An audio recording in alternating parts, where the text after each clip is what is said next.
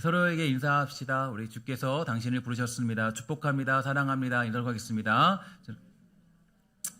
합니다. 예, 잘 오셨습니다. 예.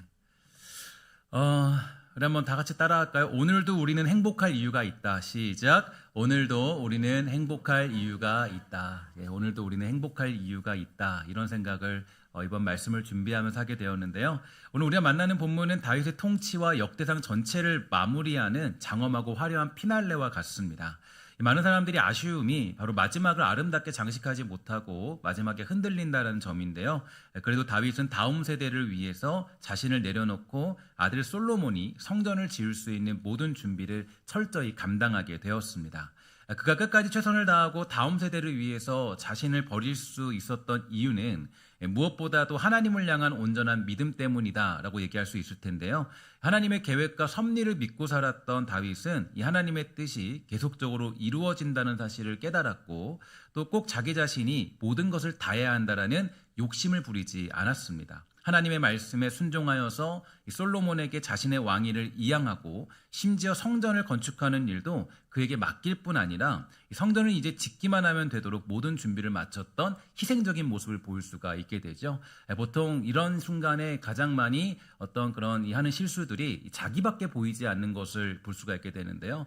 다음 세대를 위해서 희생하고 헌신하고 준비한다라는 것은 결국 자신을 포기한다라는 의미이기 때문에 그러한 길을 걸어가는 건 성경적인 굉장히 중요한 그런 해석이고 또 그러한 이 결정이 되기도 하는 것이겠죠. 특히 1절을 보면은 그는 이렇게 얘기해주고 있어요. 다윗 왕이 온 회중에게 이르되 내 아들 솔로몬이 유일하게 하나님께서 택하신 바 되었으나 아직 어리고 미숙하며 이 공사는 크도다. 이 성전은 사람을 위한 것이 아니요 여호와 하나님을 위한 것이라. 이렇게 얘기해주고 있는데요.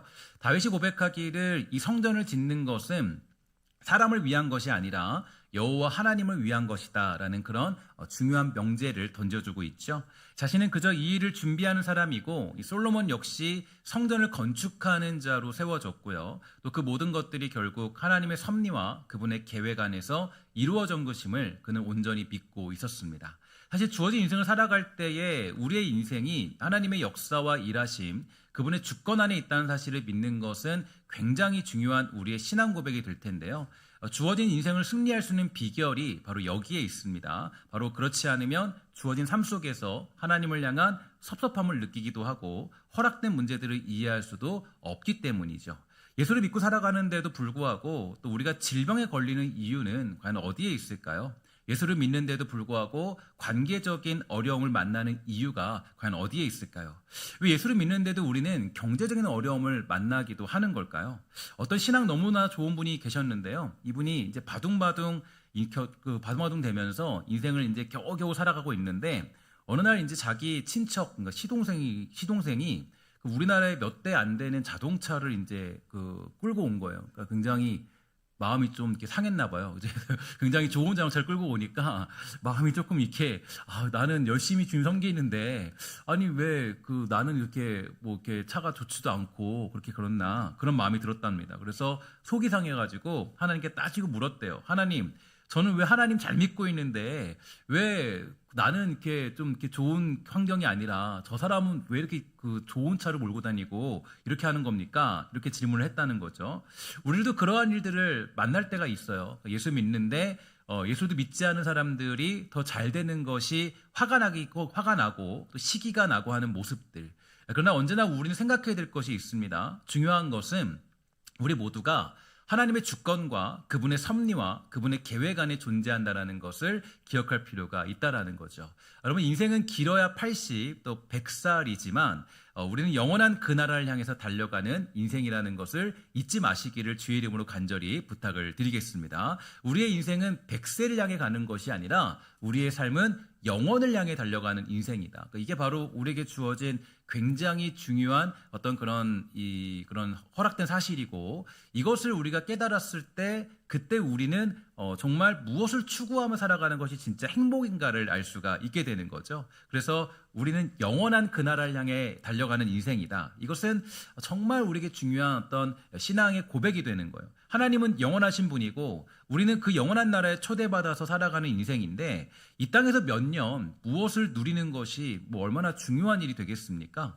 중요한 것은 바로 우리가 영원한 하나님 나라에 초대받아서 쓰임받는 일꾼이 되었다라는 것, 그게 바로 우리의 가장 큰 복이고 우리의 자랑이고 우리의 고백이 되는 거겠죠. 이 부분에서 저는 욥을 이야기하지 않을 수 없을 텐데요. 욥의 인생이 그랬습니다. 그는 하나님을 섬기며 사는 것이 고통도 없고 아픔도 없고 어려움도 없는 인생일 것이다, 이렇게 생각하며 살았던 사람이 욥의 인생길이었는데, 이 괜찮은 인생이 곧 예수를 잘 믿는 것이다, 이런 생각을 했던 사람이 바로 욥이었죠.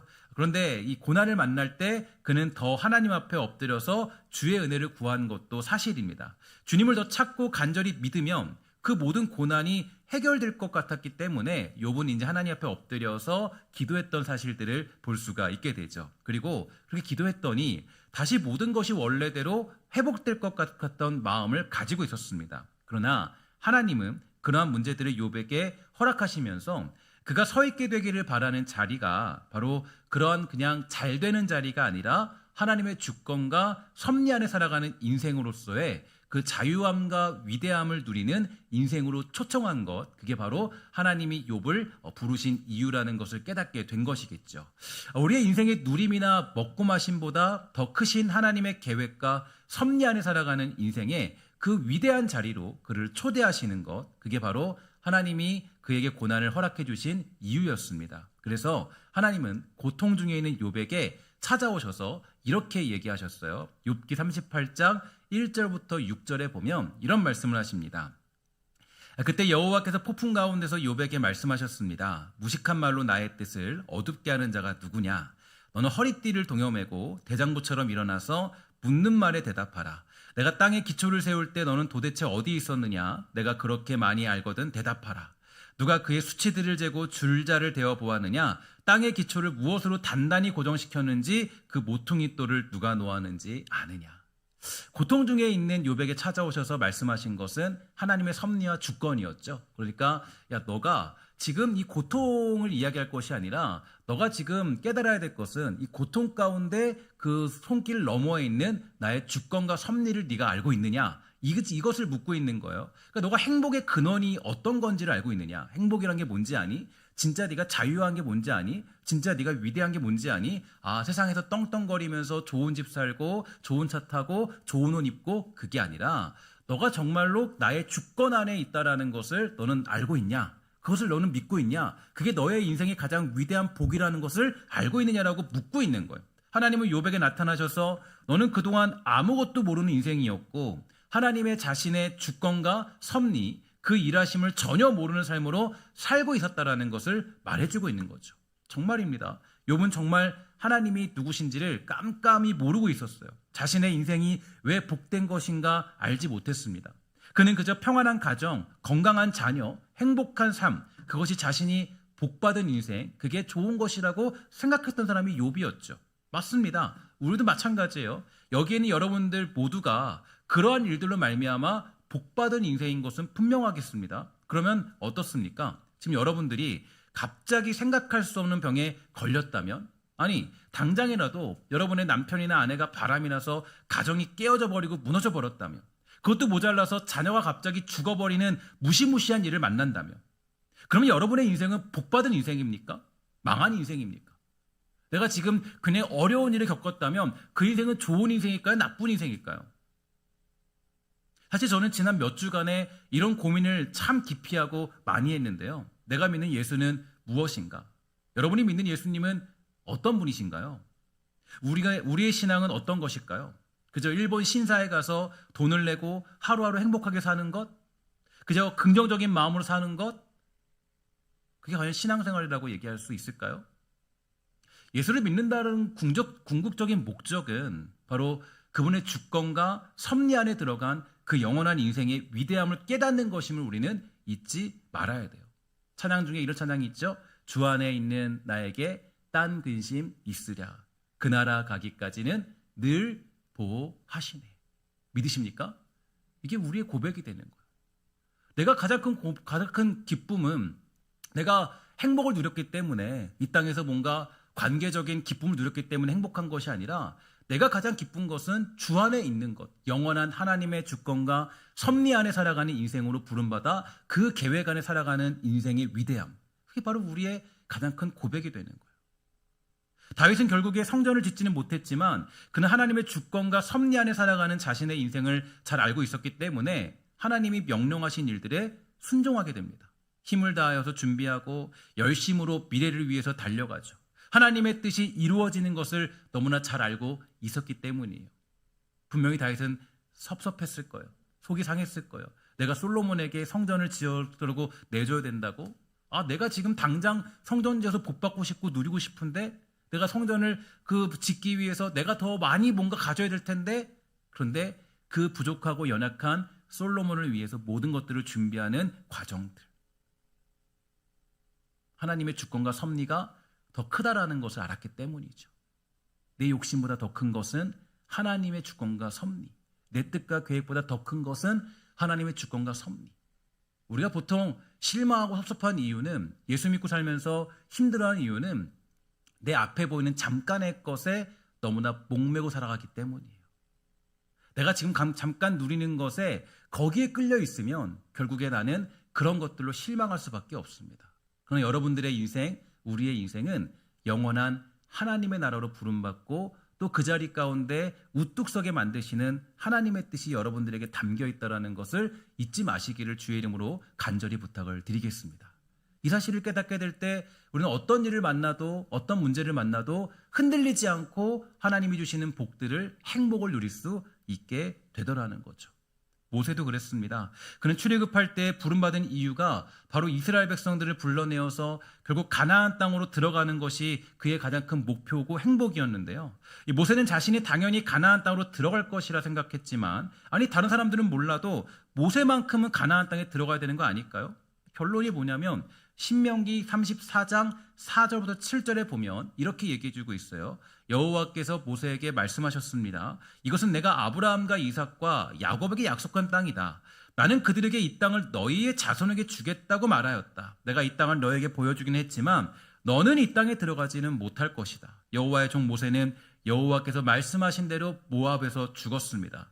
모세는 벳부올 맞은편 모압 땅 어느 골짜기에 묻혔는데 지금까지 그의 무덤이 어디에 있는지 아는 사람은 없습니다. 모세는 120세에 죽었습니다. 그러나 그의 눈은 어두워지지 않았고 그때까지도 기력이 쇠하지 않았습니다. 이렇게 얘기해 주고 있어요. 모세는 가나안 땅을 바라보기만 하고 결국 죽음을 맞이하게 되었죠. 그러나 모세의 죽음은 너무나 신비롭습니다. 그는 기력이 쇠하지 않았다라는 거예요. 제가 수많은 임종전의 사람들을 만나보면요, 그 사람들은 대부분 다 임종전의 기력이 다 쇠하여 있어요. 자신이 누군지도 분별하지 못하고 때로는 자식들도 알아보지 못하는 그런 현실들을 늘 보게 됩니다. 기력이 쇠하지 않는데 죽는다라는 것은 말이 안 되는 얘기죠. 눈이 어둡지 않은데 죽는다? 그거는 생길 수 없는 일입니다. 사실 가장 먼저 보면 이 눈이 잘 보이지 않더라고요.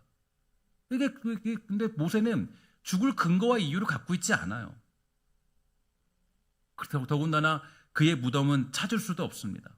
여기에 대한 많은 추정들이 있는데요. 어떤 사람은 자신이 직접 스스로 생을 마감했다 이렇게 얘기하기도 하지만 그것은 옳지 못한 것이기 때문에 모세가 그렇지는 않았겠어요. 아마도 두 가지 정도로 추정이 되는데요. 엘리야처럼 하늘로 바로 승천을 하게 되었거나 아니면 모세가 스스로 아무도 모르는 곳으로 그가 떠나버리게 된 것이라고 추정해 볼 수가 있겠죠. 그가 그렇게 바라던 가나안 땅을 앞두고도 그 모든 욕심들을 내려놓고 털털거리며 그 길을 떠날 수 있던 이유가 과연 어디에 있을까요? 그게 중요한 것은 이 땅에서 잠깐 누리는 가나안 땅이 아니라 바로 하나님의 영원한 계획과 그분의 나라를 이루는 것이 무엇보다 위대한 일이라는 사실을 깨달았기 때문이죠. 잠시 잠깐 이 땅에서 행복이라는 감정을 누리는 것보다 중요한 것은 영원한 그 나라를 향해 쓰임받고 자신이 하나님의 위대한 계획과 섭리 가운데 살아가는 인생으로 사용되었다는 그 사실로 말미암아 이 모세는 진정한 기쁨과 자유함을 누렸기 때문입니다. 이게 바로 영원한 하나님의 나라에 초대받은 사람들이 주어진 인생을 살아가는 비결이 되는 거죠. 저는 종종 목회자들이 정치적인 이야기를 들면서 성도들에게 무엇을 이야기하며 자신의 유명세를 얻고자 하는 분들의 이야기를 보게 됩니다. 물론 사람은 다 다르기 때문에 이 정치적인 색깔이나 선호하는 것이 다를 수 있겠죠. 목회자도 사람이기 때문에 그 색깔이 다 다를 수가 있습니다. 모두가 다 다른 게 사실이에요. 당연히 우리의 신앙이 위협받게 되는 일들에 대하여서는 우리가 단호하게 대처해야 되는 것이 분명하겠지만 그러한 것들보다 더욱더 가르치고 선포해야 될 것은 주어진 정부와 나라들보다 크신 하나님의 섭리와 그분의 계획과 주권을 가르치는 것이 우선이라고 생각합니다. 목회자는 무엇을 가르치냐면 혹시라도 저 정말 북한 정권이 우리를 차지한다 할지라도 그 중에도 하나님의 섭리와 주권을 믿고 따라가는 그 믿음의 신앙들, 그게 우리가 가지는 신앙적인 고백이라는 거죠. 신앙을 지키는 것과 정치를 하는 것은 엄연히 다른 거 아니겠어요?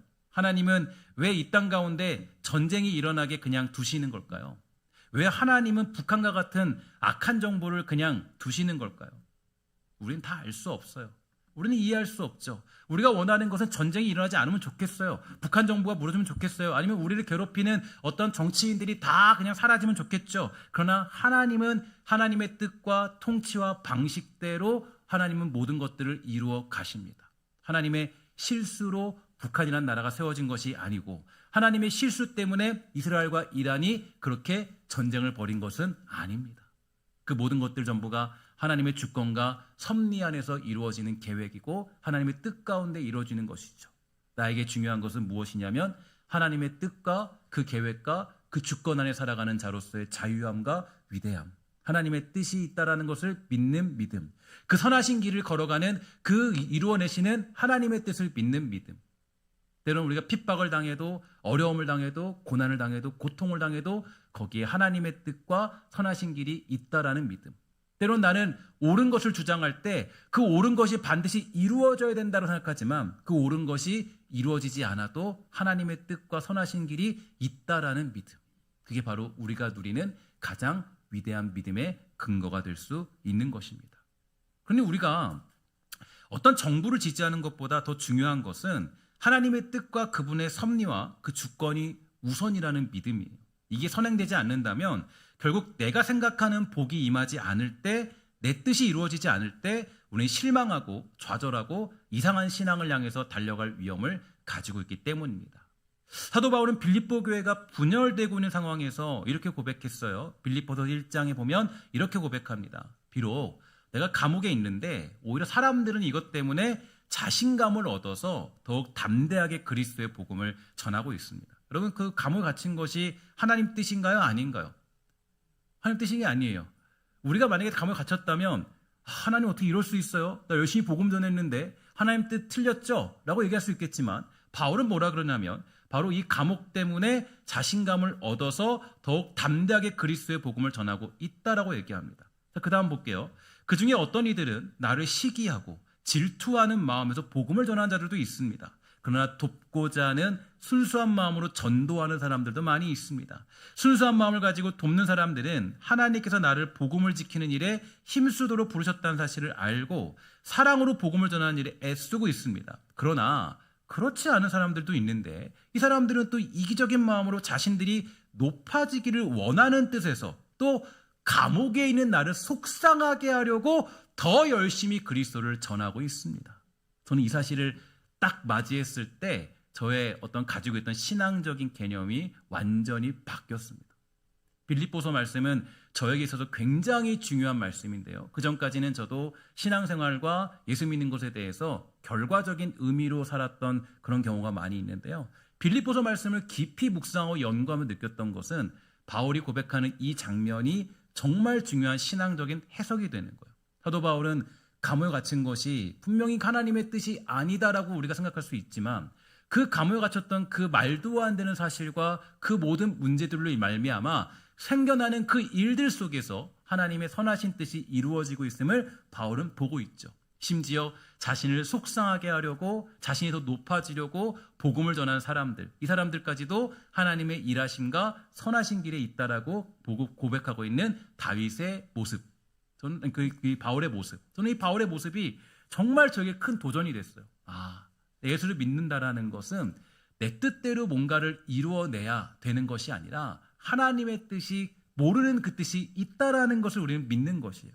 때로는 나는 사실 좋은 일만 생기면 좋겠어요. 행복하면 좋겠죠. 늘 웃으면 좋겠어요. 늘 정말 내가 괴롭지 않으면 좋겠어요. 누가 병에 걸리고 싶겠고 누가 사업이 잘 안 되고 싶겠습니까? 누가 정말로 정말 안 되고 싶은 사람이 누가 있겠습니까? 다 잘 되고 싶지만 예수 믿는 사람 중에 다 잘 되진 않아요. 내가 원하는 대로 풀리지 않은 일이 훨씬 더 많이 있습니다. 내 생각대로 되지 않은 일이 훨씬 더 많이 있습니다. 그러면 그 사람은 행복하지 않은 것일까요? 우리는 지금 누린 것이 없으니까, 내 몸이 아프니까, 내가 경제가 어려우니까 나는 힘들네, 나는 정말 복도 없네, 예수 믿는데 왜 그러지? 아니죠. 여러분들과 저는 그럼에도 불구하고 행복할 이유가 있는 것은 우리들의 인생이 잠깐 80과 100세에 머무는 것이 아니라 하나님의 영원한 그 나라에 부름받은 주의 백성으로 쓰임받는 사람들이기 때문입니다.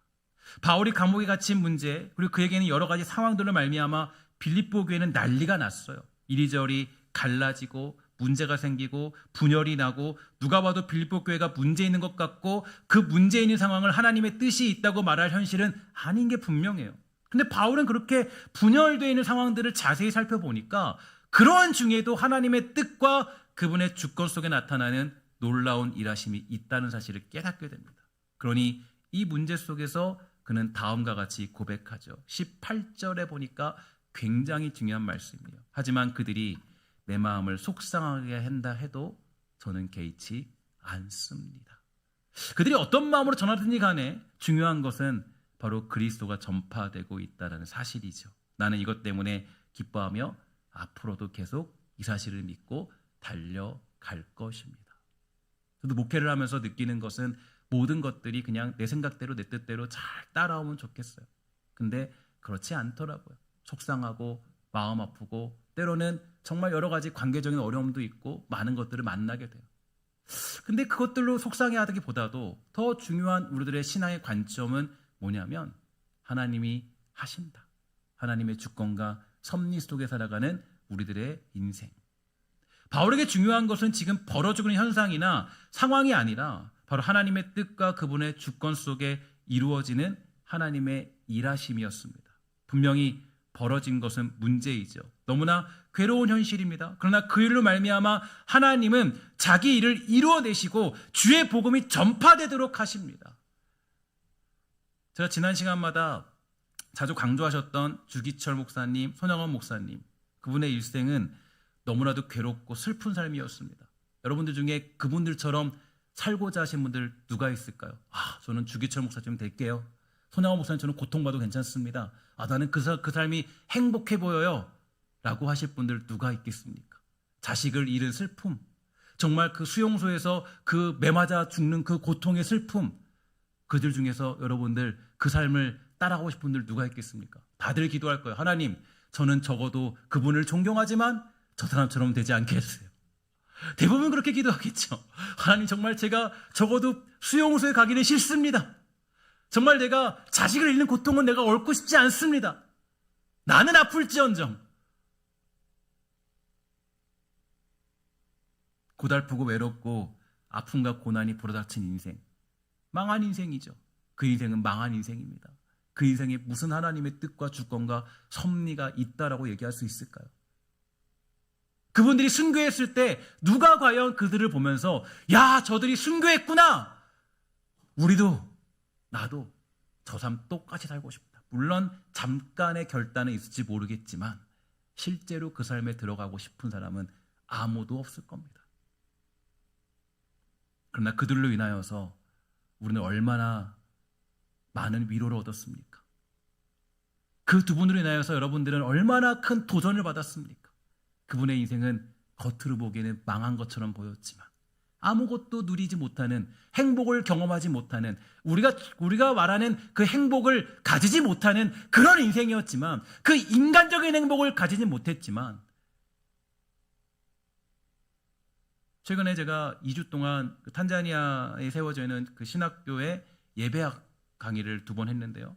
근데 그때 두 번째 강의 때 진정한 예배자로 소개시켜드린 분들이 바로 주기철 목사님과 손영환 목사님을 가지고 예배에 대해서 풀어내면서 함께 이야기를 나누었습니다. 제가 그 신학생들에게 서로 이렇게 고백하라 그랬어요. 이제 그 일대기를 잘 알려주면서 이렇게 고백하라 그랬어요. 이제는 당신이 주기철이고 소냥원입니다. 탄자니아 땅의 주기철과 소냥원의 길을 당신들이 걸으셔야 돼요. 이제 여러분들이 그 모범의 길을 걸어가십시오. 너무나 비참한 인생으로 생을 마감한 것처럼 보였지만 하나님은 그들로 인하여서 하나님의 나라를 세워가시죠. 그것이 바로 우리의 자랑이고 기쁨 아니겠습니까? 이 토마스 선교사님의 이야기를 잘 아십니다. 선교사님은 한국 땅에 올 때는 너무나도 대단한 포부를 가지고 찾아왔겠죠. 그들에게 복음을 전하겠다. 사랑을 전하겠다. 강한 제자 훈련을 통해서 강한 어떤 말씀을 가르치면서 어떤 꿈을 꾸고 대단한 꿈을 꾸고 한국 땅을 밟았을 것입니다. 그의 죽음은 너무나 허망했어요. 자신의 꿈을 0.1%도 이루지 못하고 배에서 내리자마자 죽음을 맞이합니다. 아무것도 하지 못하고 내가 꿈꿔왔던 일이 산산조각 나는 그 시간 아무것도 하지 못했던 그 인생, 심지어 하나님께 헌신하겠다고 내가 주의 일 감당하겠다고 그 먼 땅에서 지금처럼 비행기 타고 온 것도 아니고 그 먼 땅에서 찾아왔는데도 불구하고 배를 타면 저도 배를 몇 번 타봤는데 지난번에 한번 그 어디요? 그 부산 갔다가 그 배 조금 탔거든요. 배 조금 탔는데 멀미가 얼마나 나는지 그 유람선 같은 건데 그거 막 근데 생각해 보세요. 미국 땅에서 외국 땅에서 그 먼 땅에서 배를 타고 왔을 때 얼마나 괴롭고 얼마나 그 먼 길을 걸어왔을까요? 내리자마자 죽습니다. 아무것도 하지 못해요. 아무것도 하지 못해요.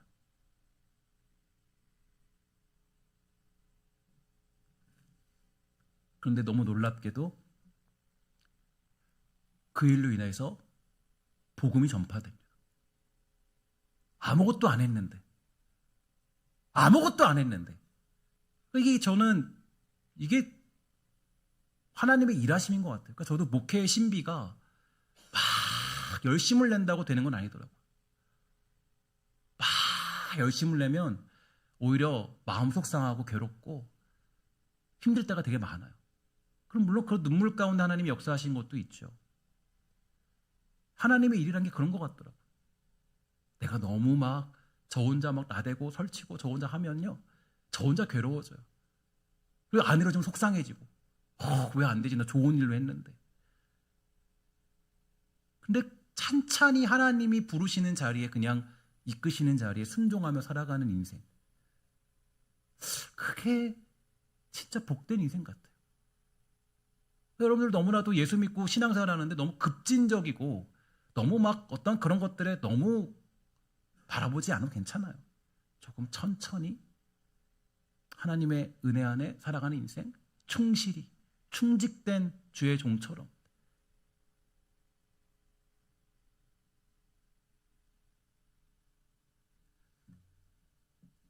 주기철 목사님, 손양원 목사님, 토마스 선교사님이 죽었을 때 내가 죽음으로 복음이 전파되겠다 이랬을까요? 아니죠. 그들 중에 아무도 몰랐을 겁니다.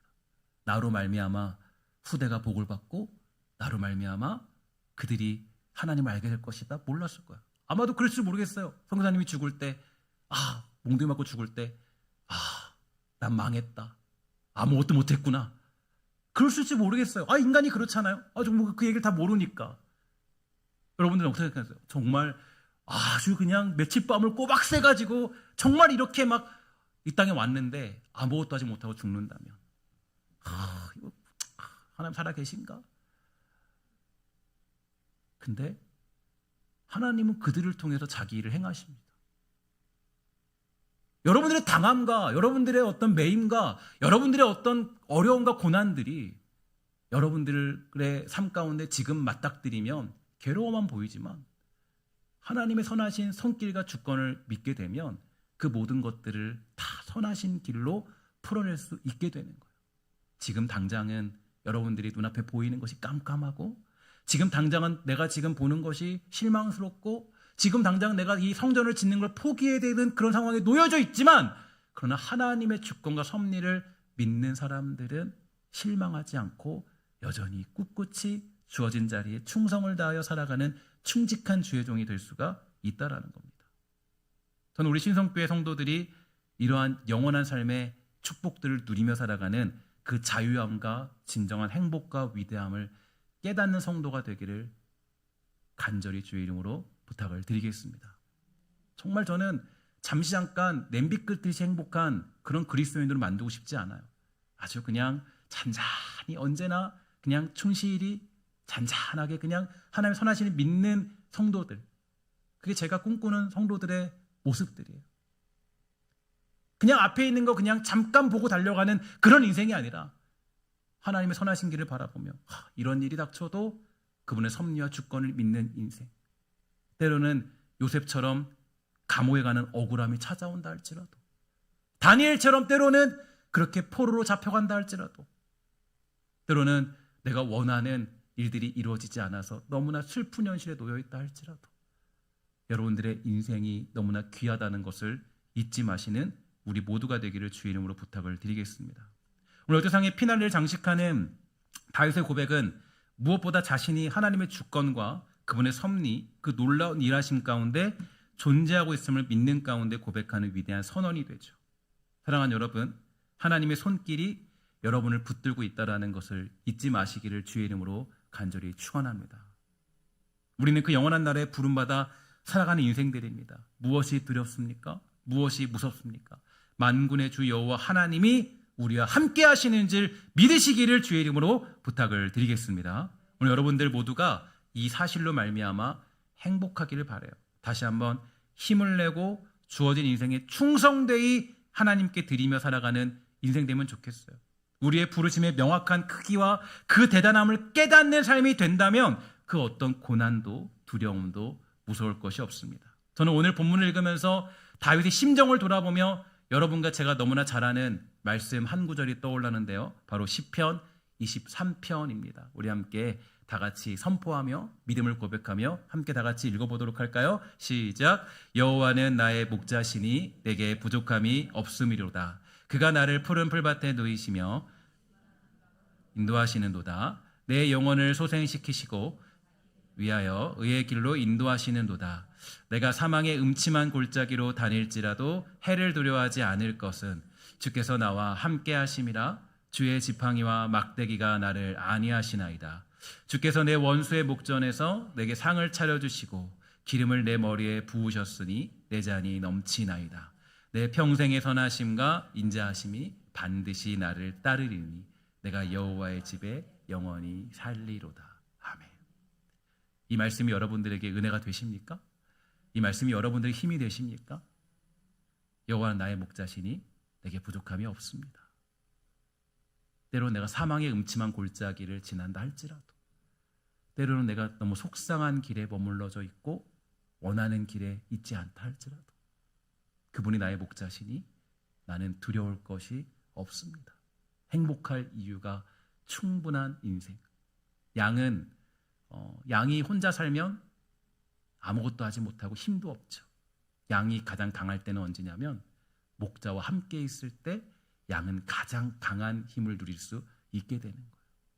우리는 나 혼자 살아가면 외롭고 괴롭고 힘들고 아무것도 눈에 잡히지 않지만 목자와 함께 살아간다는 것을 깨닫게 되면 주어진 인생 두려워할 것 없고 만나는 인생에 무서워할 것 없고, 때로는 만나는 그 괴로운 시절들을 고백할 때 하나님의 선하신 손길로 풀어내는 능력들을 경험할 수 있음을 여러분 기억하시기를 부탁을 드립니다. 하나님의 주권과 섭리, 그 사실을 믿으며 살아감으로 주어진 인생 가운데 자신감과 당당함, 여러분들 중에서 단 한 사람도 행복하지 않을 이유가 없습니다. 여러분 모두가 어떤 상황을 맞이한다 할지라도 주어진 상황으로 판단하지 마시고 하나님의 주권과 섭리 안에 살아가는 인생으로 행복한 인생이 될 권리가 있다는 것을 여러분 잊지 마시고 한 주 동안 주어진 인생 가운데 행복으로 살아가는 귀하고 아름다운 주의 사람들 되기를 주의 이름으로 축원합니다. 부탁을 기도합니다.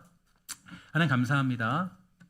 오늘 주어진 인생 가운데 정말 하나님을 신뢰하며 살아가는 인생 되도록 허락하여 주시고 주어진 길 가운데 그 영원한 나라, 그 위대한 길을 향해 온전히 달려가는 주시옵소서. 하나님, 제가 이들의 삶을 다 알지는 못합니다. 다 누리진 못하고 내가 다 듣지는 못합니다. 어떤 고민이 있는지 어려움이 있는지 하나님은 다 아실 줄 믿습니다. 주여, 돌보심 원하는 것은 어떤 문제를 만나도 어떤 상황 속에도 흔들리지 않고 행복할 이유와 권리가 있다는 것을 잊지 않도록 허락하여 주시고, 악한 자가 때로는 이 하나님의 주권과 섭리를 잊어버리게 만들 때 그러한 때도 여전히 하나님의 주권과 섭리를 믿으며 달려가는 복된 성도 되도록 주여 돌보아 주시옵소서. 모든 말씀 예수님의 이름으로 간절히 기도합니다. 아멘.